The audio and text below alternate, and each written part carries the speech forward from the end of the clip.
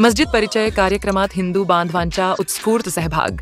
मराठी कुराण भेट देऊन सौहार्दाचा अनोखा उपक्रम सविस्तर. बातमी संगमनेर येथील मस्जिद ए बैतुस्सलाम, आपला नगर, पानसरे, शाह केजवल, कुराण रोड या ठिकाणी दिनांक 20 जुलै 2025 रोजी मस्जिद परिचय हा सर्वधर्मीय बंधू भगिनीसाठी एक महत्त्वपूर्ण कार्यक्रम आयोजित करण्यात आला. या उपक्रमात विविध धर्मीय नागरिक, विशेषतः हिंदू बांधवांनी मोठ्या संख्येने उपस्थित राहून मस्जिद संदर्भातील माहिती समजून घेतली. अजान म्हणजे काय, मस्जिदचे महत्त्व काय, तसेच मुस्लिम धर्मातील प्रार्थना कशा प्रकारे केली जाते याचे सविस्तर व मार्मिक स्पष्टीकरण कार्यक्रमात देण्यात आले.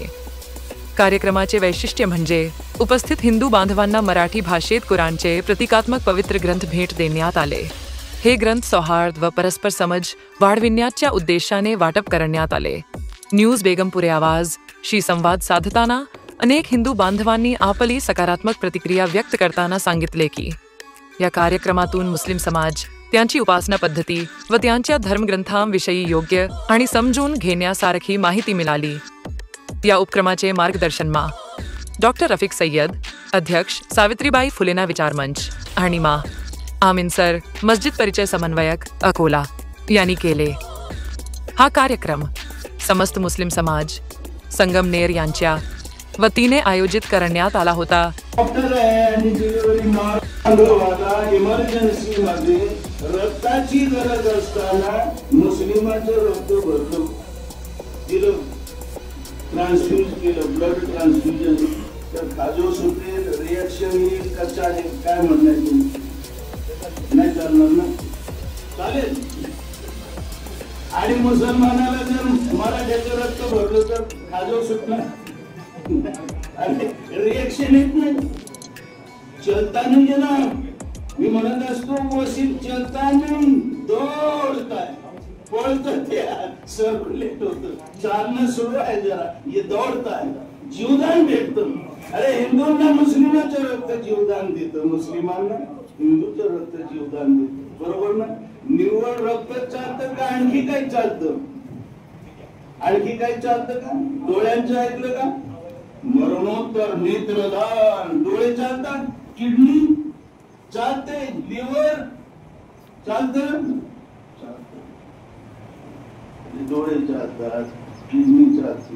आमच्या तालुक्यात तसं क्लास 1 अधिकारी मराठा समाजात सिरोसिस ऑफ लिव्हर, 30-35 वर्षांचं, मरणासन्न, अंथरुणाला खेळले, मौत के सिवा कोई चारा नहीं. लीवर ट्रांसप्लांट के लिए लीवर का छोटा सा पीस भी घर के कोई देने को तैयार नहीं. जाऊ दे म्हणली पापा ने, का आपणही जाता का नंबर लावून ठेवला, जिथं ऑपरेशन होतं. इन केस लागला तर पुढं चान्स लगेली.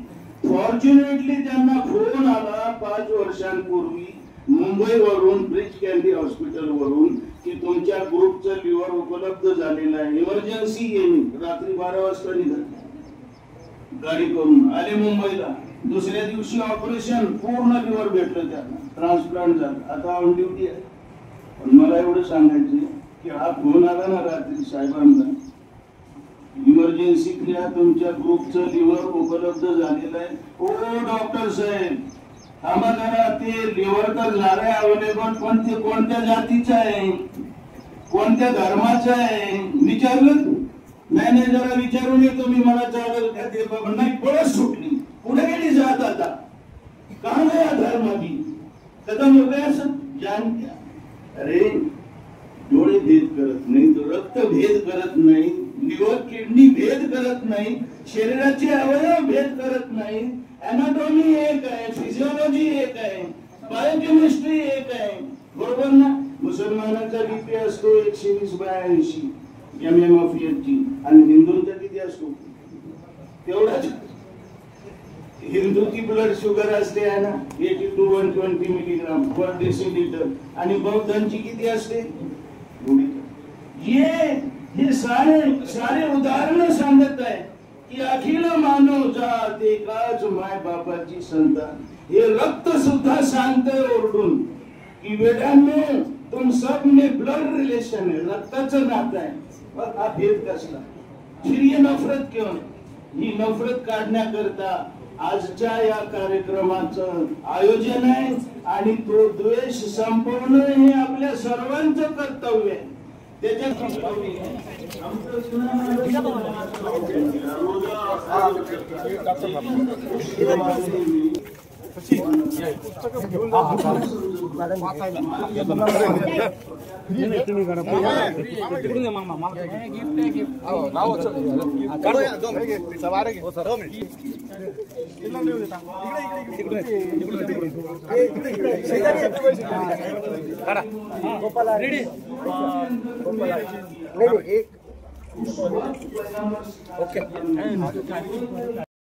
मी त्यांचं आपल्या सर्वांच्या वतीनं खूप आभार मानतो, त्यांना धन्यवाद देतो. अशाच प्रकारचं ईश्वरीय कार्य, समाज हिताचं कार्य त्यांच्या हातून घडो अशा प्रकारची त्यांना त्यांच्याकडनं सदिच्छा त्यांना व्यक्त करतो. आणि आता आपण लगेच ताबडतोब या ठिकाणी मस्जिद प्रवेशद्वार आहे तो मस्जिद परिचय तो कार्यक्रम सुरू करत आहोत आणि त्याचं संचलन करण्यासाठी मी अमित साहेबांना निमंत्रित करतो.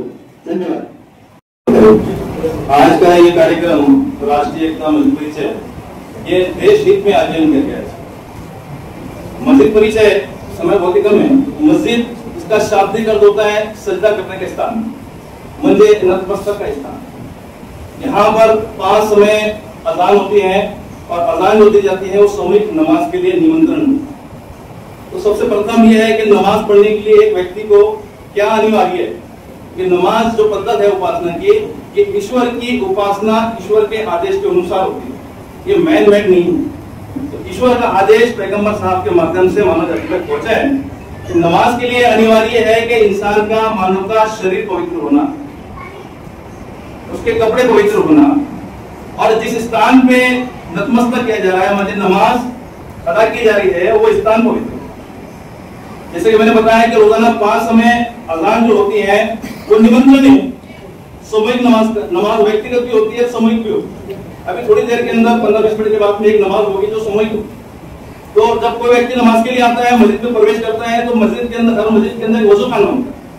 पहले के युग के अंदर बड़े-बड़े टाके हुआ करते थे, लोग उससे वजू करते थे. आज के युग के अंदर नल होते. हमने बाहर बैनर वगैरह भी लगा के रखे. पहले जो लोग आए थे उनको प्रादेशिक मतलब डेमोस्ट्रेशन देके बताया कि कैसे वजू किया जाता है. तो समय थोड़ा कम है. वजू करने के पहले तो 5 समय जो अजान दी जाती है, इसका मैं अर्थ आपके समक्ष रखता हूँ. अजान देने वाला जो व्यक्ति है उसे मौजन कहते हैं. अजान का पहला संदेश होता है अल्लाहु अकबर, अल्लाहु अकबर, अल्लाहु अकबर, अल्लाहु अकबर. ये अल्लाह और अकबर ये 2 शब्दों से मिला हुआ शब्द है. अल्लाह जिसको हम ईश्वर कहते हैं, उसी को अरबी में अल्लाह कहते हैं, कोई गॉड कहते हैं. जब पानी का कोई पानी है, जल है, वाटर है, पानी का स्वरूप नहीं बदलता. इसी प्रकार सृष्टिकर्ता का भी स्वरूप नहीं बदलता. अगर अलग भाषा में उसका नाम दिया जाए तो उसको ईश्वर भी कह सकते हैं, अल्लाह भी कह सकते हैं, गॉड भी कह सकते हैं. तो पहला शब्द जो अल्लाह है ये 2 शब्दों से मिलकर बना है. पहला है अल, दूसरा इला. संसार में अगर किसी एक चीज का नाम लेना है तो संसार में एक ही चीज है. जैसे अंग्रेजी के अंदर हम द कहते हैं, the sun, the India, the Taj Mahal. तो अरबी में उसके लिए अल का उपयोग करते हैं. और इला म्हणजे पूजनीय. यदि संसार का बनाने वाला जो प्रभु है, अरबी में उसे अल्लाह कहते हैं, जो सिर्फ अकेला पूजनीय है. दूसरा शब्द होता है अकबर. ये अकबर जो है ये अरबी का शब्द है जिसका अर्थ होता है महान या बड़ा. लोगों को गैर समझ होती है कि इसके अंदर अकबर राजा का नाम देते हैं. वास्तविकता ये है कि अकबर का स्वयं का नाम भी अकबर नहीं था. वो मुगल साम्राज्य के अंदर सबसे महान कारकर्दगी किया, इसलिए उसको महान बोलने के लिए, महा बोलने के लिए उसको अकबर बोलता है. पहला जो संदेश मौसम देता है वो ये देता है कि अल्लाहु अकबर, अल्लाहु अकबर, अल्लाहु अकबर, अल्लाहु अकबर. म्हणजे ईश्वर महान है, अल्लाह महान है, अल्लाह मोटा है, सबसे बड़ा है. ग्रेट बोल सकते हैं, महान बोल सकते हैं, मतलब मोटा भी बोल सकते हैं, सबसे बड़ा भी बोल सकते हैं. दूसरा संदेश होता है अशहदु अल्ला इलाहा इल्लल्लाह, अशहदु अल्ला इलाहा इल्लल्लाह. मौजम कहता है कि मी साक्ष देतो की ईश्वर शिवाय दुसरा कोणीही पूज्य नाही, ईश्वर शिवाय दुसरा कोणीही पूज्य नाही.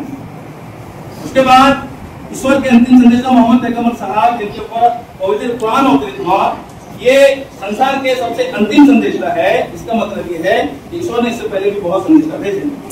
तो ये पूरा ज्ञान हमको कहां से मिला? ये पवित्र कुरान मोहम्मद पैगंबर साहब पे आकाश से अवतरित हुआ. और अजान देने वाला ये कहता है कि मी साक्ष देतो अशहदु अन्ना मुहम्मद रसूलुल्लाह, अशहदु अन्ना मुहम्मद रसूलुल्लाह.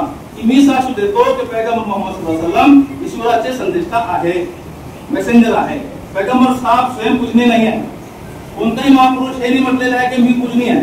जेवढे महान पुरुष आहे हे मारले जात आहे आणि ईश्वर जो है ते मोक्ष दाता है. इसके ना याच्या बाजूने मौजन कहता है हय्यला सला या नमाजासाठी या नमाजासाठी या.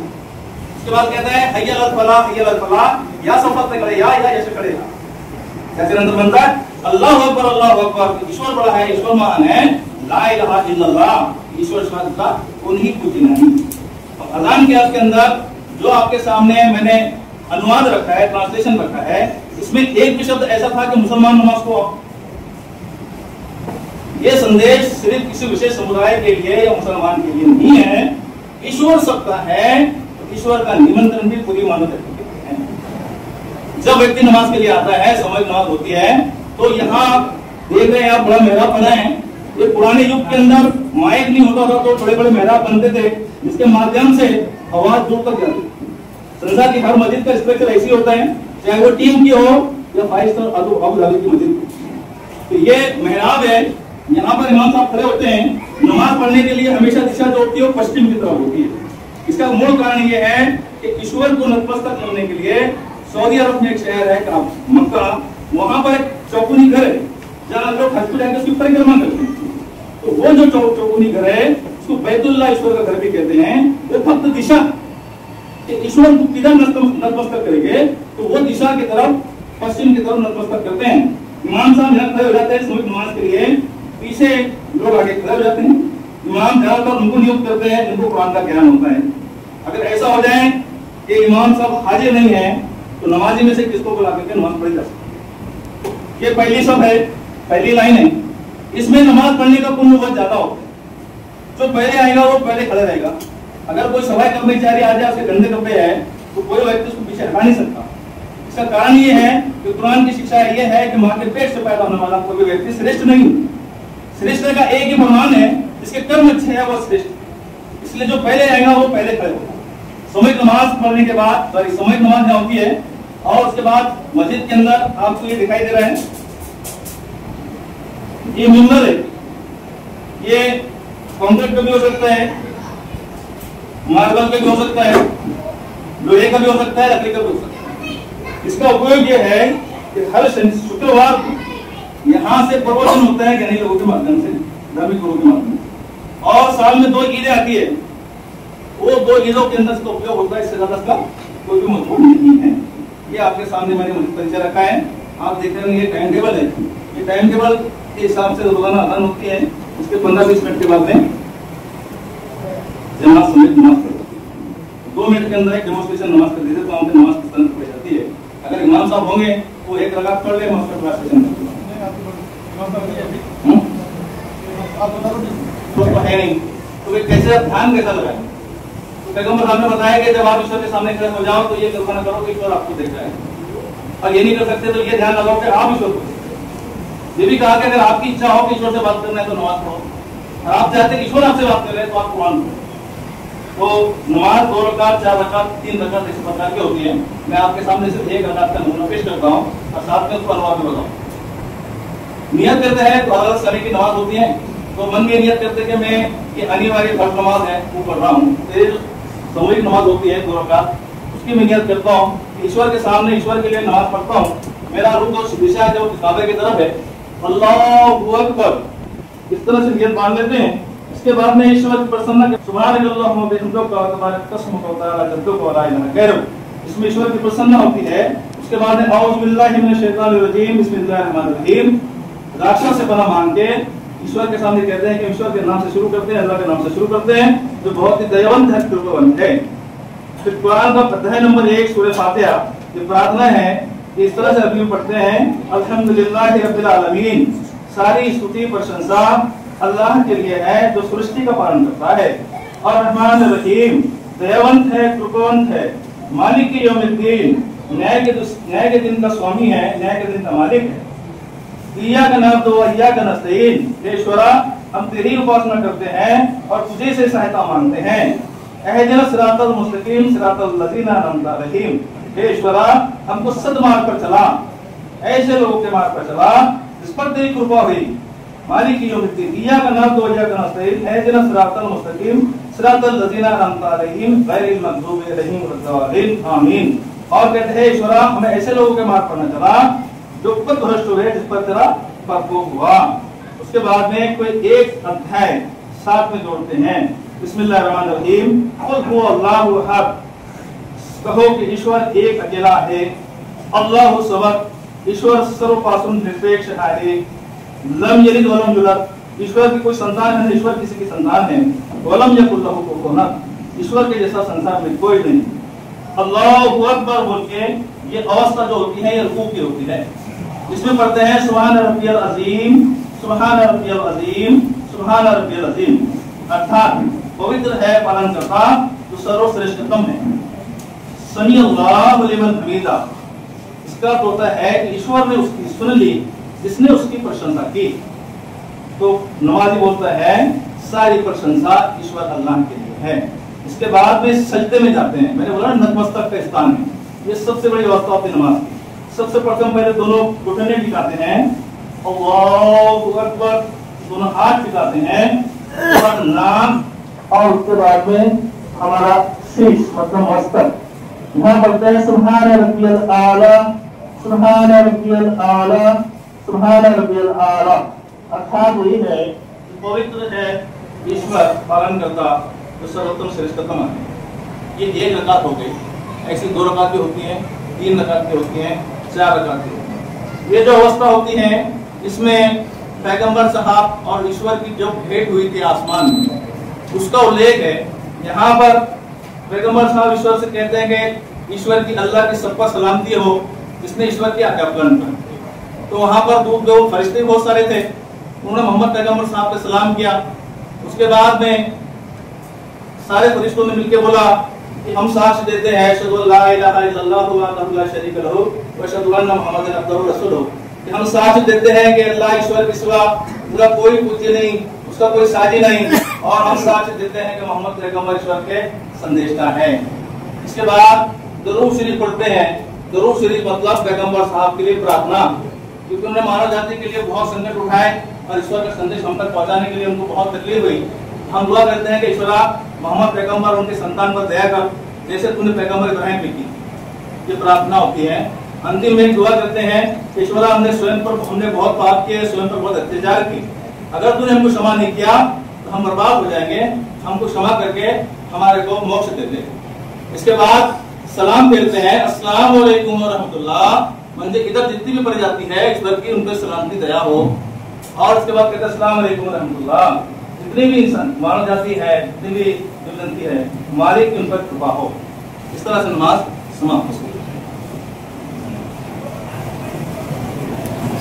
अभी थोड़ी देर में अजान होगी, उसके बाद 15 मिनट के बाद सामूहिक नमाज होगी।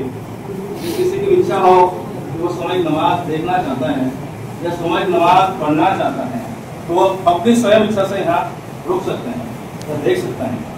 धन्यवाद।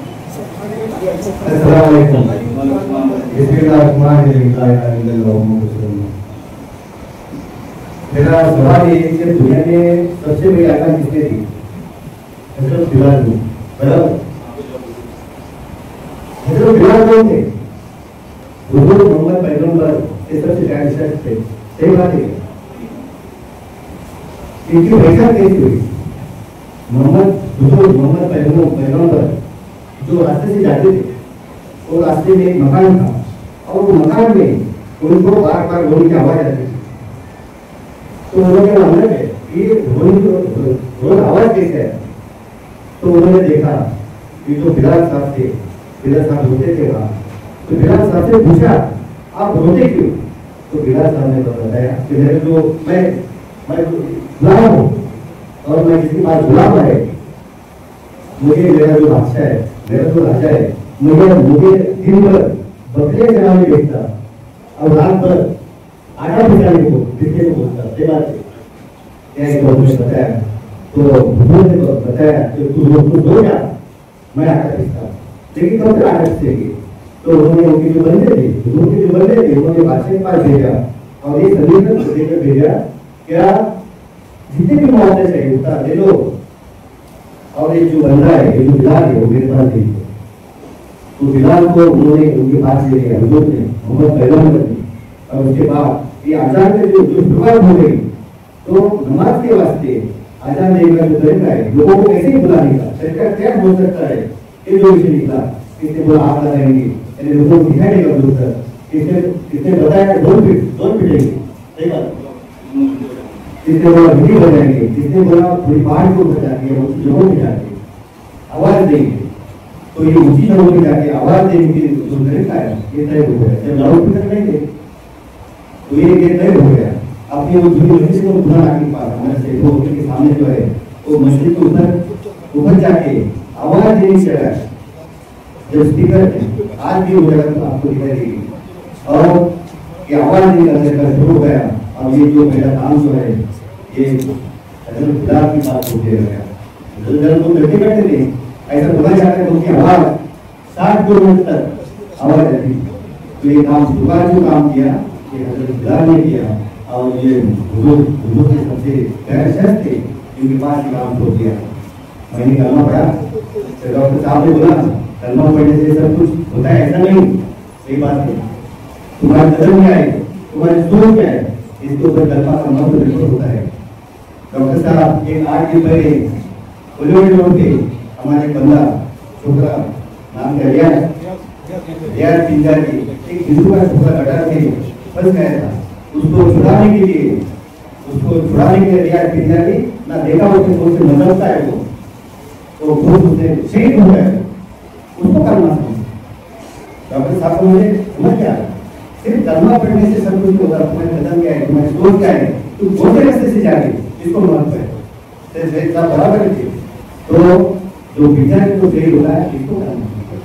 तो आप ये शहीद विजन के लिए भी कुछ काम करना चाहिए तो आपको शहीद का दर्जा देना चाहिए, ऐसा मेरा कहना है। शहीद क्या बॉर्डर पे होता ऐसा नहीं, तुम्हारे अंदर भी जो कुछ मसला पैदा होता है, जो अपना बलिदान देता है उसको शहीद आप कह सकते हैं। और विषय निकला ये सारे कुछ का जिक्र किया गया है बराबर। सारे कुछ का जो मुस्लिम सोशल का किताब देखा मैंने इस्लाम सोशल की सारे कुछ की जो किताब है वो भारतीय सोशल नाम से किताब है। और किताब में एक वाक्य है धर्म मंदिर का है।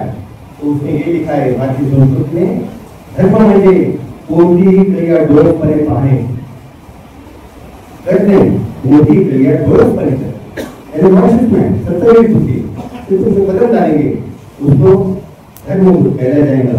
मुझे कुछ बोलेंगे थे आपके सामने, मुझे इजाजत दी आप सके सही बात। आपने जो एक तो थोड़ी तो शर्मिंदा बात देख रहे हैं, क्या हिंदू और मुसलमान में भाईचारा होना ये 21वीं सदी में लोगों को बताना पड़ता ये शर्मनाक। मोटे लोग अपना भाईचारा प्राप्त करके करना पड़ता। हिंदू के हो या मुसलमान को कोई भी हो, ये भाईचारे के बारे में 21वीं सदी तक बताना पड़ता। ये शर्मनाक बात ऐसा नहीं होना चाहिए। लेकिन आप सही साहब जैसे लोग, आप जैसे लोग संयोजक इन्होंने बहुत अच्छा विषय निकाला यानी विषय की जरूरत थी। भाईचारा क्या हो सकता है, आज बहुत सारे हिंदुओं की मस्जिद में आए, ये भाईचारा का रास्ता है और आप पूरे रास्ता आगे बढ़ाएंगे। और ये संयोजकों जो विषय होना, आसिफ भाई हो, मुजाहिद हो, अजीब भाई होना हो, जो सब कुछ हो, दोस्त भाई हो, हमारे अंकल आसिफ चौधरी हो, जनी साहब हो, सबने राजू इनामदार हो, सबने जो विषय सुनाए और ये आसिफ को जरूर चाहेंगे और इसको आपको जरूर ताकत देंगे। ये दोनों खत्म करता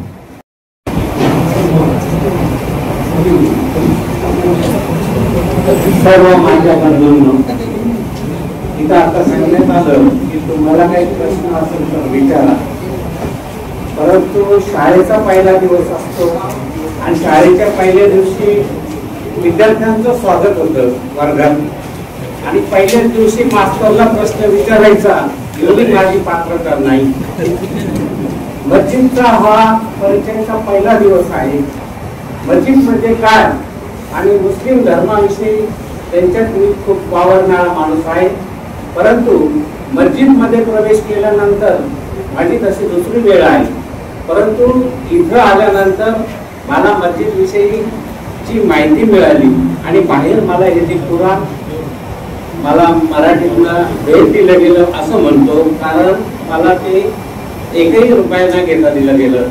अगोदर मी हे वाचील, मी तुम्हाला सर्वांना समजून घेईन आणि ज्यावेळेस हे सर्व मी समजून घेईल त्यावेळेस नमाज पडायला मी इथे येईल तेव्हा मला खरं समजलं मस्जिद म्हणजे काय. धन्यवाद.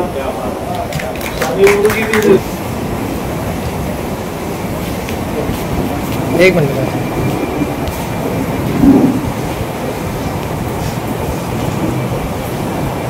आज आम्ही आलो वर्षिपमध्ये फर्स्ट टाइमच आलो. स्वतःची ओळख करून देतो. मी मनीष बोरसे, माझी Swami Vivekananda English medium school जोडवे रोडला नर्सरीच्या पुढे आहे.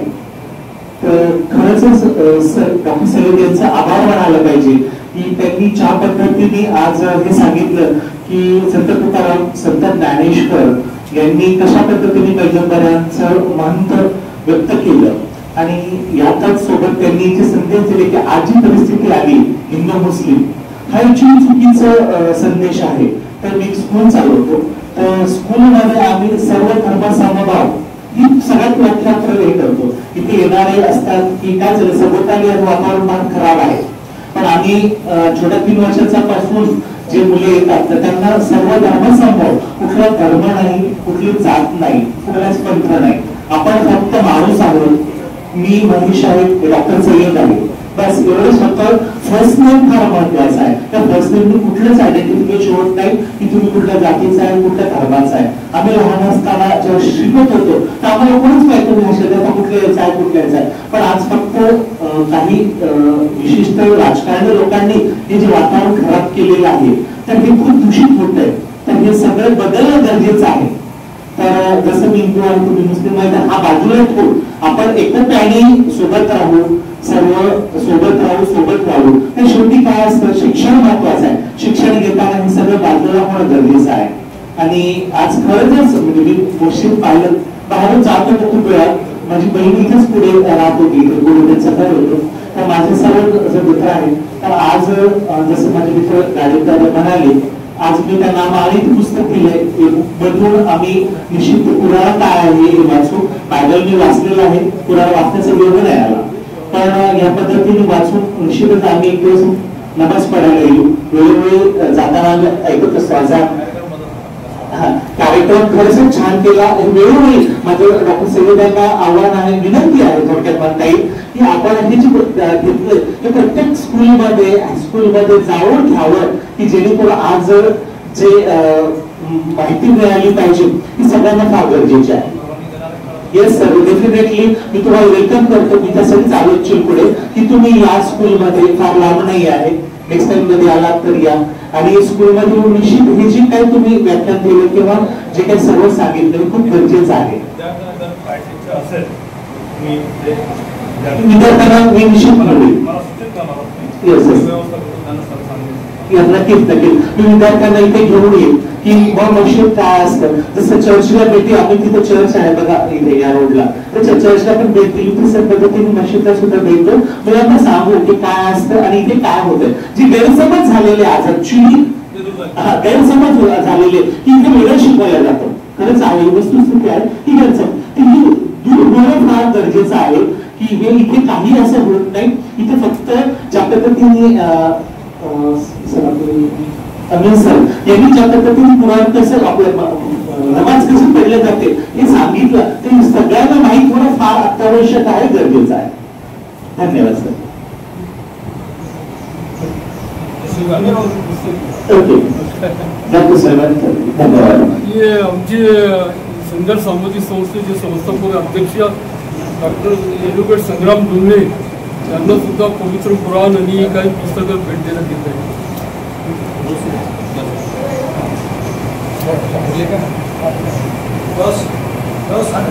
आमचे महाराष्ट्र सेवा केल्यानंतर मी काही बोलावं असं मला वाटत नाही, पण मी शिवादलाचा कार्यकर्ता आहे. राष्ट्रीय शिवादलाच्या माध्यमातून कितीतरी आता इथे श्रीनिवास पगडा माझ्याबरोबर बसलेले आहेत, ते शिवादलाचे कार्यकर्ते आहेत.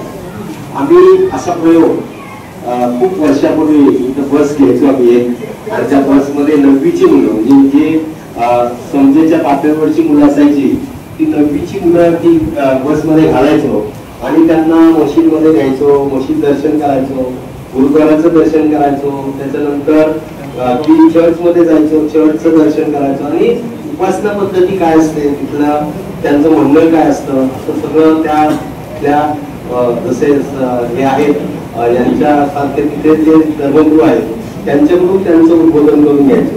त्यामुळे हा जो प्रकार आहे, फायदा आहे, हा सतत सातत्याने चालू राहायला पाहिजे. आणि आत्ताचा जो सगळा माहोल आहे आणि तो माहोल अतिशय बिघडलेला माहोल आहे, तो बिघडवलेला आहे, तो बिघडलेला नाही आहे, तो बिघडवलेला माहोल आहे. आणि तो बिघडवलेला माहोल आपल्याला सगळ्यांना मिळून सातत्याने प्रयत्न करण्याची गरज आहे. तुम्ही फार सुंदर या ठिकाणी मांडणी केलेली आहे आणि आम्ही उल्हास पाटील आम्ही संत साहित्यामध्ये थोडंफार काम करतो आहोत आणि त्या माध्यमातूनही लोकांपर्यंत हेच पोहोचवण्याचं संविधान समता दिंडी आम्ही आता याच्यामध्ये जातो, दिंडीमध्ये जातो. ते 12 वर्षापासून संविधान समता दिंडी घेऊन जातो आणि तिथे संविधानाचं आणि संतांचं काय म्हणणं आहे, संतांचा जो विचार आहे, संतांचा जो विचाराचा गाभा आहे तो संविधानामध्ये कसा आलेला आहे, तो कसा पाझरलेला आहे. आणि त्यामुळे आपलं संविधान हे अनेक विविध अंगी कसं आहे ते काही परदेशाने निश्चित आणलेलं आहे किंवा ती मोकळी नाही आहे. तर इथल्या सगळ्या सभ्यतेचा, इथल्या सगळ्या संस्कृतीचं सार त्या संविधानामध्ये साठलेलं आहे. ते संविधान आपल्या लोकांपर्यंत आम्ही नेण्याचा प्रयत्न करतो. आपण सगळेजण तुमच्याशी बोलूया. अधिकाधिक लोकांनी तुम्ही मागे एकदा सुचवलं होतं की बकरीला आपण जो काही सगळा गावामध्ये माहोल बिघडला होता मागच्या वर्षी, खूप वाईट माहोल होता सगळा. तर मी सुचवलं होतं की आपण जे रक्तदान मग तुम्ही सांगितलं की खूप मौलिक महत्वाचं दान आहे आणि ते आम्ही आमची घोषणा असायची, नाही हिरवा नाही भगव रक्त फक्त लाल असतं, अशी आमची घोषणा असायची. आम्ही त्या घोषणा देत असायचो. तर तसा प्रयोग आपण करायला पाहिजे की दरवर्षी बकरीला जर आपण हे केलं, रक्तदान शिबिर, भव्य मोठं रक्तदान शिबिर जर घेतलं तर एक मेसेज आपण लोकांना देऊ किंवा आम्ही सतत समर्पित भावनेने हे सगळं करतो आहोत. आणि समर्पणाची भावना प्रत्येक धर्मामध्ये आहे.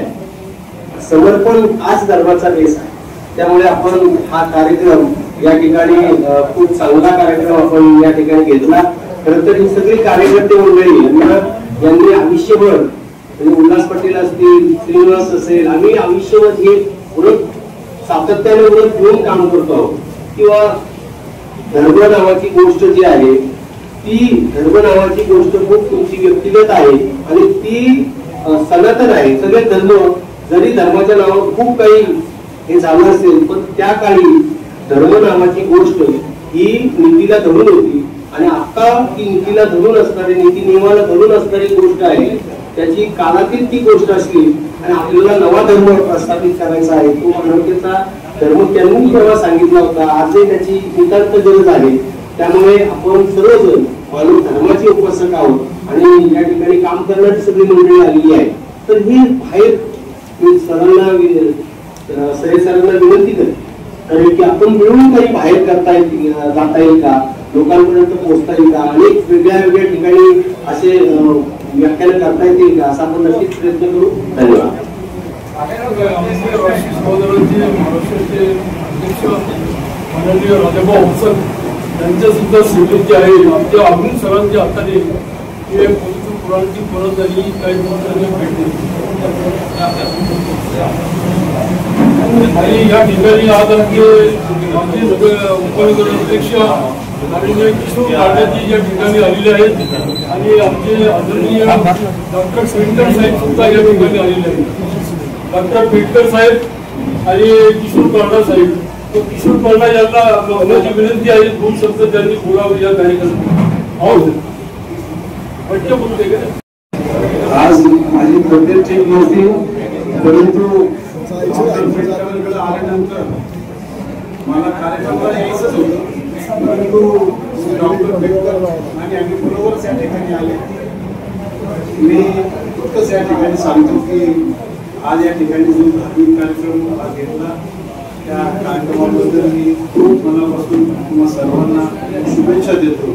आणि जास्त काही मी बोलत नाही, शुभेच्छा यासाठी देतो की या ठिकाणी बसलेले सर्व माझे परिचयाचे लोक आहेत, म्हणजे प्रेमाचे लोक आहेत. म्हणजे नाव घेतो तर खूप नाव घेता येईल प्रसाद भाई आहे, गणी भाई आहे, आमचे जोंधळे वकील आहे, माझी दाभोळी नगरसेवक आहे. म्हणजे प्रत्येकाचे मी नावं घेऊ शकतो. इतके राहिले महोत्सव की आमच्याबरोबर एक मेडिकल डॉक्टर आहे.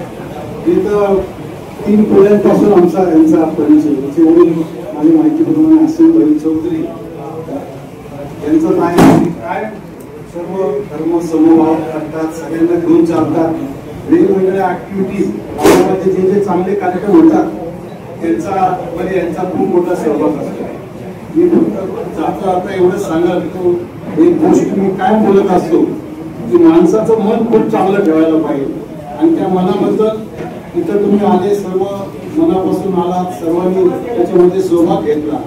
मी एकच गोष्ट या ठिकाणी सांगतो, एक गोष्ट नाही परंतु मला आदरणीय पंतप्रधान अटल बिहारी वाजपेयीजींनी सांगितलेलं आहे. त्यांच्या सभेत मी राहिलो होतो एक काळ, खूप त्यांनी माझा सन्मान केला. हे सांगून माझ्या 2 शब्द मी संपवतो.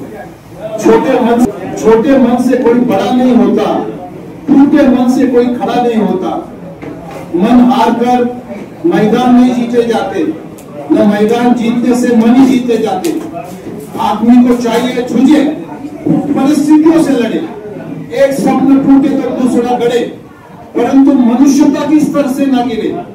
अंतर्यामी से मुंह न मोड़े. मनुष्य की पहचान उसके धन या आसन से नहीं होती, उसके मन से होती है. और मन की फकीरी पर कुबेर की संपदा भी होती है. धन्यवाद. सबको शुभकामनाएं. सर्व धर्म समभाव अशा पद्धतीने त्याबद्दल तुम्हाला सगळ्यांना शुभेच्छा. कारण अशा प्रकारे एक लक्षात घ्या की आजचं रक्त बदललेलं नाही. आपण हिरवे झेंडे, पिवळे झेंडे, निळे झेंडे असे अनेक प्रकारचे झेंडे लागले आणि जाती जातीमध्ये आपण विभागलं गेलोय.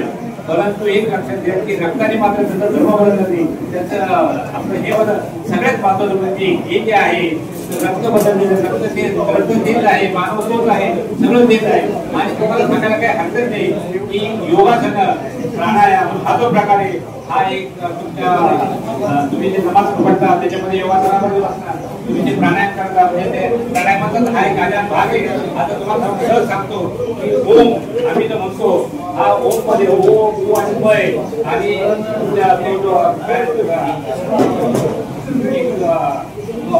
अल्लाह त्याच्यामध्ये जो 2 प्रकार आहे. तुम्ही जर तो 3 प्रकारे उच्चारला तर त्याच्याने मनाला जी शांती मिळते ती अतिशय महत्वाची. आणि सगळ्यात महत्वाचं म्हणजे आपण देवळात का जातो, मस्जिद का जातो तर हे अल्लाह मेरा दुःख सरत दूर कर, अच्छा लग, दुनिया को अच्छा लग. आम्ही मंदिरात जातो याचं कारण आहे की काय करतो, आम्हाला दुःख दूर कर आणि आम्हाला चांगल्यापैकी सुखात ठेव आणि या जगाला सगळ्यांना सुखात ठेव. या सुखात ठेवण्यासाठी म्हणून आपण मंदिरात आणि मस्जिदमध्ये जातो. तर मंदिर आणि मस्जिद हे काही वेगळे नाहीये, ते सगळा एकच भाग आहे. आणि तुम्हाला सांगायला काही हरकत नाही, हा जो तुम्ही जो हे केला कार्यक्रम आयोजित केला त्याबद्दल सगळ्या कार्यकर्त्यांना शुभेच्छा देतो आणि माझे 2 शब्द संपवतो. धन्यवाद. आजची वेळ झालेली मी जास्त काही बोलत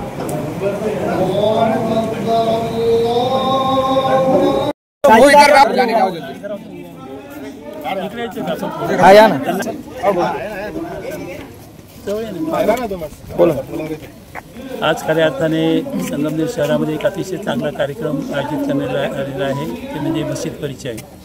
आपल्या देशामध्ये सर्व जाती धर्माचे लोक राहतात. देशातच नाही तर जगातही आता जग हे खऱ्या अर्थाने आता इतकं जवळ आलं की कुठल्याही देशात गेलं तर तिथे सर्व जाती धर्माचे लोक राहतात. धर्म जात ही मानवाने निर्माण केली, ईश्वराने निर्माण केलेली नाही. आणि म्हणून धर्माच्या नावाने लोकांच्या मनामध्ये द्वेष निर्माण करणं, त्यांच्यामध्ये गैरसमज पसरवणं आणि त्यातून धर्मामध्ये जातीमध्ये भिंती पाडणं ही खऱ्या अर्थाने अत्यंत चुकीची गोष्ट आहे. आणि असे काही लोक स्वार्थासाठी करतात, त्यांचा स्वार्थ त्यात असतो, त्यांना राजकीय फायदा त्याचा घ्यायचा असतो. परंतु मानवतेसाठी ते अत्यंत चुकीचे आहे. आणि समाजातल्या लोकांनी, सर्व धर्माच्या लोक, हिंदू असतील, मुस्लिम असतील, सर्वांनी एकत्र केलं पाहिजे. आणि हे जे काही विद्वान लोकांचं हे जे षडयंत्र आहे, कारण मी पाहिलं आहे, मी लहानपणापासून बघतोय की सामान्य माणूस हा कधी जातीवादी नसतो. सामान्य माणूस हा कधी धर्मामध्ये भेदभाव करत नाही. तो सय्यद बाबाच्याही जातो तिथे पाया पडतो, त्याचप्रमाणे ते विठ्ठलाच्या मंदिरातही जाऊन पाया पडतो. त्यांना देव दिसतो, त्यांना वेगवेगळे धर्म दिसत नाही. आणि म्हणून आपल्या सर्वांचं ज्यांचा मानवतेवर विश्वास आहे त्यांनी खऱ्या अर्थाने धर्मामध्ये असलेल्या भिंती पाडून टाकण्याचा प्रयत्न केला पाहिजे आणि त्याच्या दृष्टिकोनातून हा जो काही मस्जिदचा परिचय आहे, कारण बऱ्याच वेळेस खूप गैरसमज असतात मस्जिद म्हणजे काय आहे, अनेक लोक त्या ठिकाणी गैरसमज पसरवतात आणि त्या दृष्टिकोनातून अशा पद्धतीने हा जो उपक्रम आहे हा सर्व धर्मियांनी सुरू केला पाहिजे. आपण खऱ्या अर्थाने मानवतेवर विश्वास ठेवणारे जे आहोत प्रत्येक धर्मातले त्यांनी पुढे आलं पाहिजे आणि हा बंधुभाव वृद्धिंगत केला पाहिजे, वाढवला पाहिजे, समाजामध्ये शांतता निर्माण केली पाहिजे. आणि मला हे सांगायचं त्यातच मानवतेचं भव आहे, त्यातच हिंदुस्थानचं भारताचं खऱ्या अर्थाने भविष्य त्यात आहे. कारण आपण सर्वजण एकत्र पिढ्या राहतो. जर रोज आपण एकमेकांशी भांडत बसलो तर जग कुठं चाललं आहे आणि आपण कुठे चाललो आहे. आपण अशा रीतीने खऱ्या अर्थाने देश फार पाठीमागे जाईल. देशाला खरोखर शक्तिमान बनवायचं असेल, आज अनेक प्रश्न आपल्यासमोर आहेत. आज गरिबीचे प्रश्न आहेत, दारिद्र्याचे प्रश्न आहेत, शिक्षणाचे प्रश्न आहेत, आरोग्याचे प्रश्न आहेत, बेरोजगारीचे प्रश्न आहेत. हे प्रश्न सोडवायचे आहेत आपल्याला.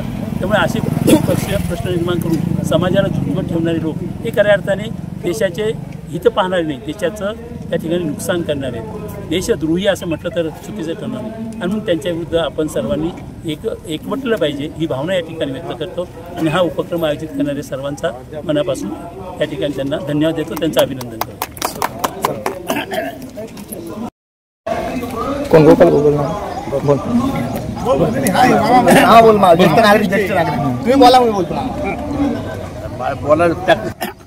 खूप दिवसानंतर पहिल्यांदाच मस्जिदमध्ये आल्यानंतर अभिनंदन चांगलं वाटलं.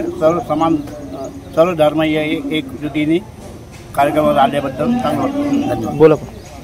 खूप दिवसातून मस्जिदमध्ये आलो, आम्हाला सगळं कार्यक्रम एकदम चांगला वाटला. सगळे जाती धर्माचे लोक एकत्र आले, त्यामुळे आम्हाला खूप आनंद झाला. इथं कार्यक्रमात आल्यावर जेव्हा आम्हाला एक कुराण हे पुस्तक भेटलं त्याच्यापासून आम्हाला आहे ना अभ्यासाचं एक ज्ञान भेटलं. बोल. आज खूप दिवसानंतर मशिदीमध्ये यायचा एक मौका भेटला. बरोबर. हा, नाही का, कधी गेलो नव्हतो. तर इथं शिकवलं आज की मस्जिद म्हणजे काय असतं, कुराण म्हणजे काय असतं किंवा अजान म्हणजे काय असतं, याच्यावर सविस्तर चर्चा आली. तर इथं सगळे जाती धर्मीयाचे लोक जमले, एकत्र आले आणि खूप आनंद वाटला पाहून सगळे कार्यक्रम पाहून. धन्यवाद. दिवसापासून माझी इच्छा आज पूर्ण झाली का या मंदिरामध्ये म्हणजेच मशिदीमध्ये योगाला जाण्याचा आणि तेथील वातावरण पाहून तेथे माहिती जी सांगतात ते ऐकून नवलच वाटलं एकदम. का सर्व मानवजात एक आहे हा मुख्य संदेश इथून मिळतो. तर काका तुम्हाला मस्जिदीमध्ये गेले, पण मस्जिदीमध्ये काही वेगळं वाटलं का तुम्हाला? जसं तुम्ही मंदिरात जाता, मी मंदिरात दररोज जात असतो आणि तिथं जसं प्रसन्न वाटतं तसं एकदम आल्याबरोबर इथं प्रसन्न वाटलं एकदम. थँक्यू.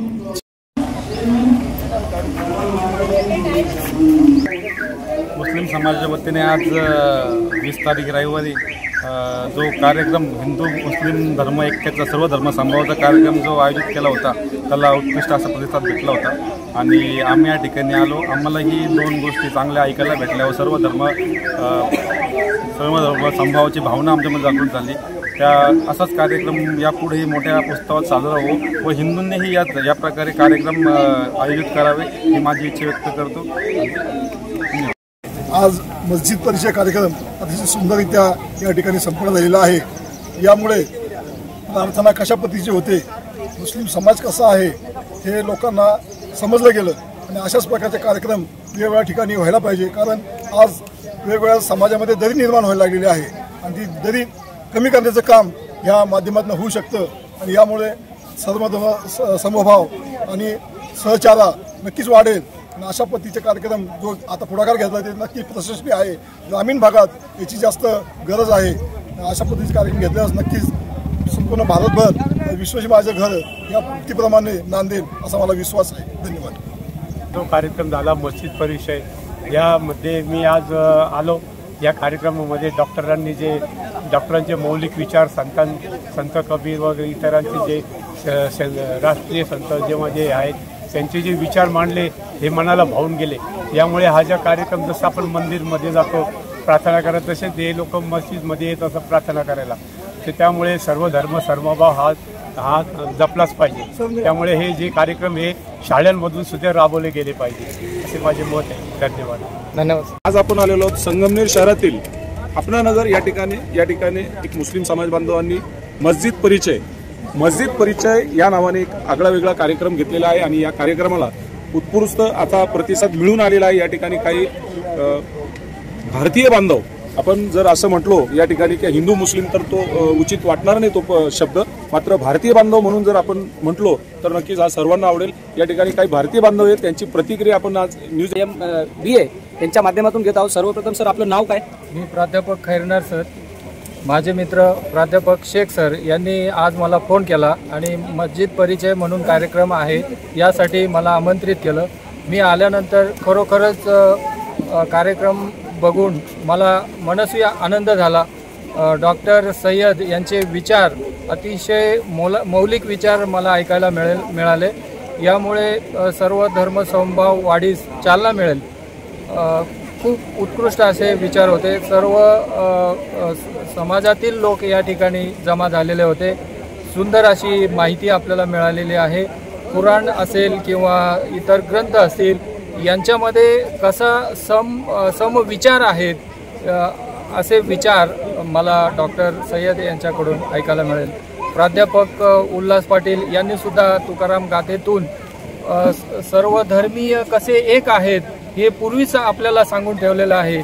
असे विचार रुजवण्याची आवश्यकता आहे। असेच कार्यक्रम इतर ठिकाणी सुद्धा झाले पाहिजेत अशी माझी अपेक्षा आहे। हे आज छोटंसं रोपटं मला पाहायला मिळालं।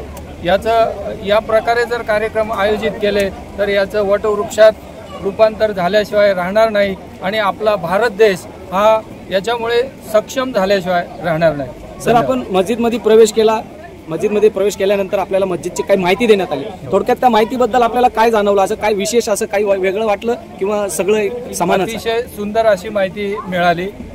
मी SSY केलेला आहे, सिद्ध समाधी योग। त्यावेळेस आम्ही गुरुद्वार, मशीद, मंदिर सगळ्या धर्मातील जे आस्थापना केंद्र आहेत त्यांना मी भेटी दिलेल्या आहेत। आमच्याकडे मेडिटेशन शिकवलं जातं आणि हे या ठिकाणी जो नमाज पढला गेला हे एक प्रकारचं मेडिटेशनच आहे।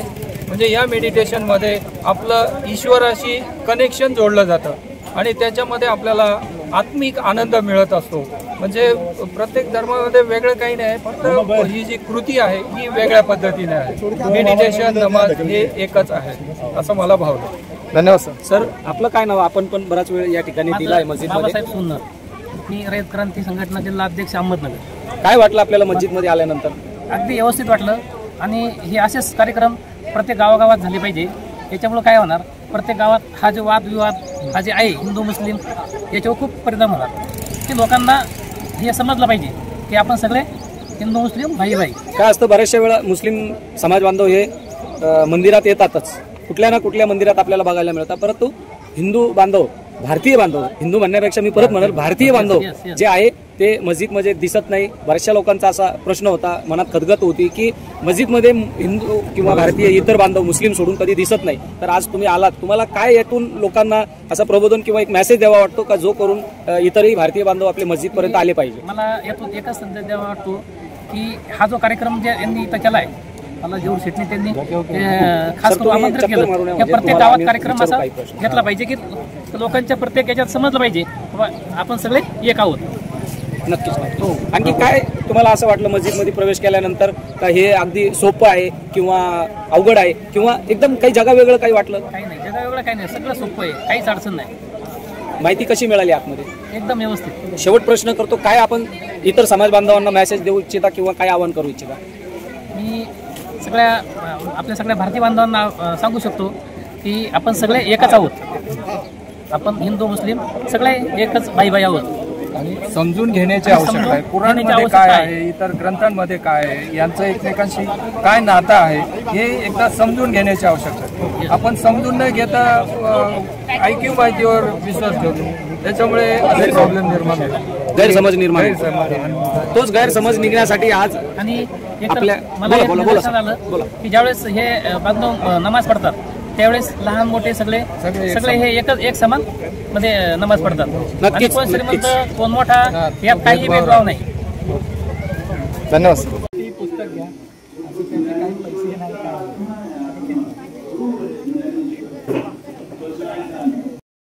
आज हे संगमनेरमध्ये जे मस्जिद पारीचे प्रोग्राम आहे त्याच्यामध्ये जे आपले हिंदू बांधव इथे आलेले आहेत त्यांच्यासाठी आम्ही इथे आमच्यातर्फे मराठी भाषेनंतर त्या कुराण आणि हे सन बातमी आणि इस्लाम अशी पुस्तकाची ही स्टॉल लावलेली आहे आणि आमच्यातर्फे हे भेट आहे त्यांच्यासाठी. हे पुस्तक देण्याचं माध्यम हे आहे की लोकांमध्ये जे गैरसमज आहे कुराण काय आहे, कुराण काय म्हणतं, कुराण सर्व माणसांसाठी आहे पण ते अरबी भाषेमध्ये आहे तर आम्ही वाचू कसे शकतात म्हणून हे पुस्तक हे कुराण जे आहे ते सगळे माणसांसाठी आहे, मार्गदर्शनासाठी आहे. ते इंग्रजी, हिंदी, मराठी हे सगळे भाषेमध्ये आहे आणि हे आमच्यातर्फे सगळ्यांना भेट आहे.